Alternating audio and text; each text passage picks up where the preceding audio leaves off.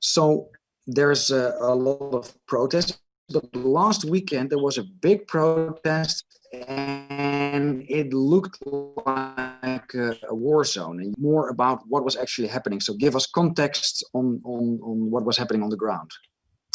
Well, if we go like this, the mainstream media always has one narrative and the truth is another one. The truth is they were having a demonstration because of all the restrictions that are going on in Denmark.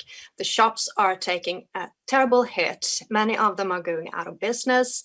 So are the restaurants. So there were really a lot of people that gathered this night.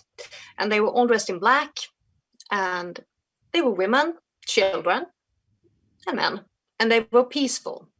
They were shouting, that they were, and such, but they were peaceful. They started hitting with the batons. Many men had really big, it was awful. And the skulls were just cracked wide open and such. And what else? Yes, one funny thing, many of the police were actually speaking in German. We're in Denmark. That is very interesting because they are in full gear and it looks like military gear. In December, they had that new gear also given to the police in Holland. Now, what it looks like, and many people have already told us this, that there's this Eurogent force, and it's the European gendarme, it's military police, and it looks like we are going to a European totalitarian state. So that they were speaking German kind of confirms our suspicion that they first have to be made anonymous and then they are shifted all over Europe. So we are talking about a hostile takeover in that sense. Yeah, that makes sense. Yeah, so to all the police that is watching, be very vigilant of intruders from other countries that are wearing your costumes. So what happened afterwards? Of course, the old media, I don't call it mainstream media anymore, because they are trying to perpetrate or to promote fringe ideas. So I call it the old media. Yeah. Of course, they had a certain narrative about it. But what was the reaction of the Danish people to this aggression? They were very angry, actually. There have been many who have been waking up because here we have a situation. The Danish are very friendly and loving people and they take care of their own. And so are they used that the police are taking care of their public.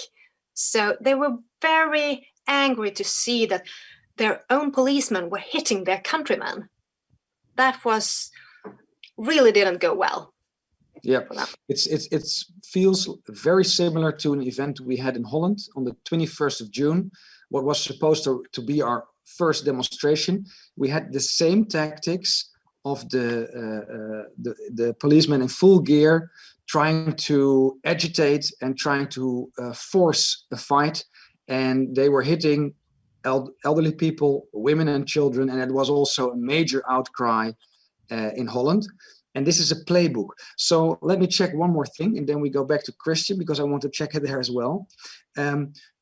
Does the old media call the people who demonstrate extreme right or Nazis?